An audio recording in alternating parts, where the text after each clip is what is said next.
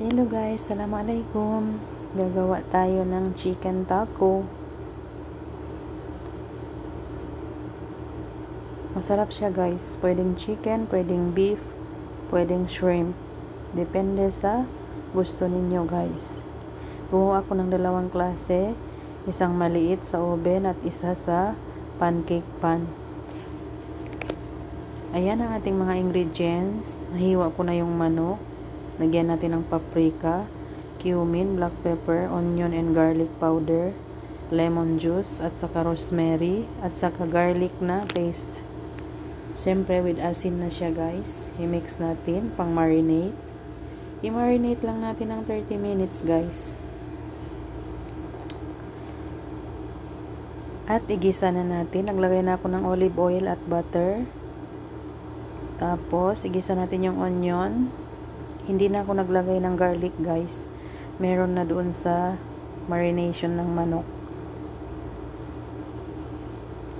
Ilagay na natin yung manok. Atin lang igisa. Tikman natin yung asin guys. Kung tama na sa panlasa natin. I-mix lang. Tapos nilagyan ko ng bell pepper na yellow. Pwede naman yellow, green, red. So yellow lang meron ako.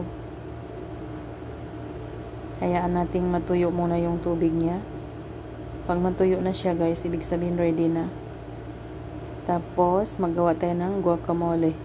Yung guacamole guys, avocado, parsley, green onion, at saka garlic. Tapos, konting black pepper at asin and lemon juice. Depende sa gusto nyo guys. Pag gusto nyo ng maanghang, lagyan nyo ng green chili.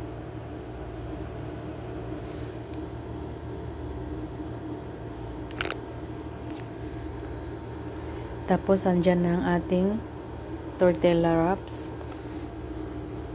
Hiwa-hiwa ko ng maliit guys.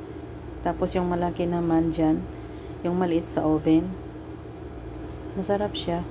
Nilagyan ko pala ng mozzarella guys para hindi magkahulog-hulog yung manok, para dumikit siya at saka magbibigay din ng lasa. Ayan na siya guys, ready na siya. Konti lang, mga 3 to 5 minutes lang sa oven pag mainit yung oven ninyo. Masarap siya guys. Pag nagagawa ako ng ganyan, ubos lahat, walang matitira. Syempre kumuha na ako ng para sa akin at tinikman ko na. Masarap siya guys. Dinner, lunch, pwede. Snacks kaya. Masarap siya guys. I-try nyo. Yun lang. Salamat.